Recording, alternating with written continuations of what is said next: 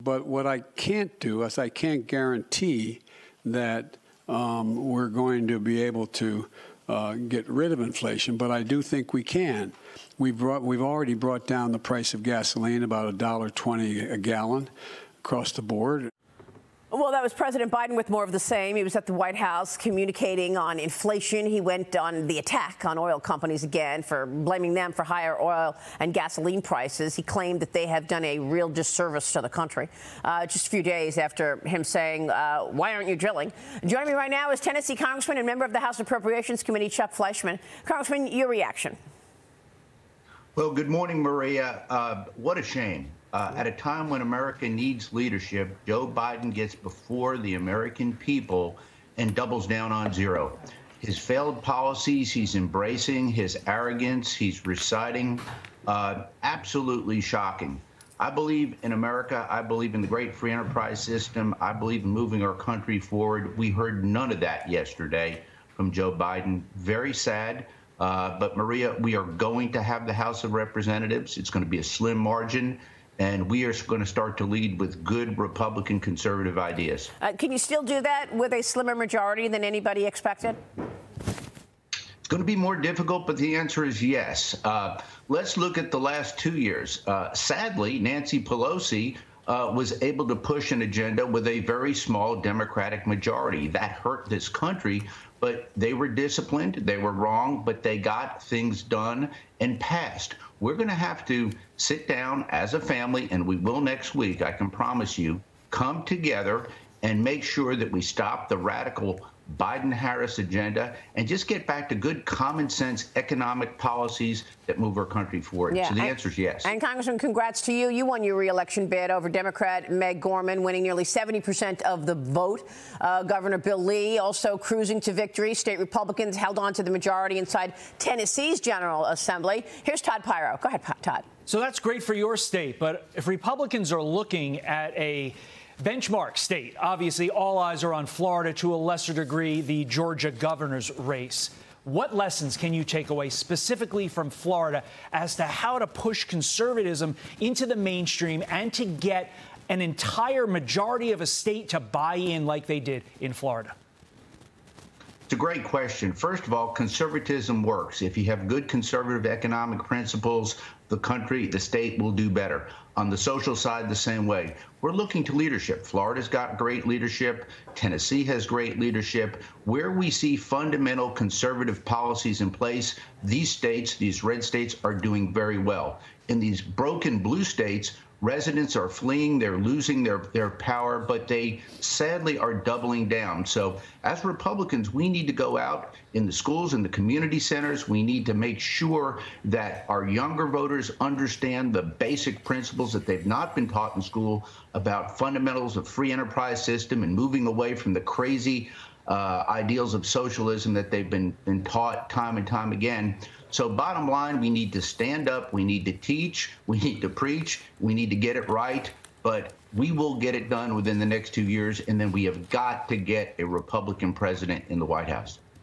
Congressman, where does this leave Donald Trump and all this? You talk about leadership in Florida, Ron DeSantis' leadership in Tennessee, and certainly the New York press has been brutal to the former president. Today, the front page of the New York Post is Trumpty Dumpty. Don, who couldn't build a wall, had a great fall. Can the GOP's men put the party back together again?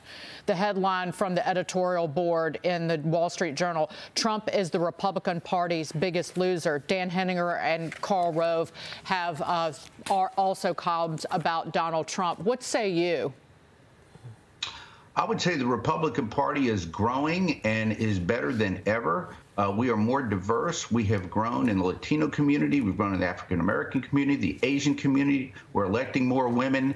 When you grow, you have growing pains, and we are doing that. Probably 20 years ago, maybe even 15 years ago, we were stuck in one place. We were strong with one demographic. Now we're winning everywhere and all over the country. So it will take time. And at the top of the ticket, we're going to have a lot of great ideas, a lot of great ideals, great spokespeople. So the Democratic Party, I think, has a lot more to worry about. They've got probably the worst president in American history. They've got old failing ideas that are hurting our country. So again, The Republican Party is a family. It's a growing family. We are open to expressing our ideas and talking through things, but our fundamental principles are the same. It's going to move America further and do better. So look ahead for us for your meeting in terms of confirming your leadership in the GOP. Louisiana Congressman Steve Scalise announced a run for the majority leader position, saying that he'll support Kevin McCarthy as the House Speaker. Would you support Scalise as a leader and McCarthy as the Speaker? Absolutely. I spoke with Leader McCarthy yesterday. I had given him my word, and Republicans will have the House. McCarthy will be Speaker. Scalise will be Majority Leader. The big race, Maria, will be actually at the whip level. There's 3 very fine qualified candidates. But let's face it, next week we're going to sit down as a family in a big room and make sure that we are a disciplined group professing our good, strong Republican conservative ideas that I think is going to be great for America, and that the American people will embrace, as opposed to these horrible failed ideas of the Biden, Harris, Schumer, Pelosi triumvirate. We have got to make sure that the American people hear us loud and clear. But yes, we will come together, we will lead, and we will win. Congressman, real quick before you go, we're waiting on the CPI.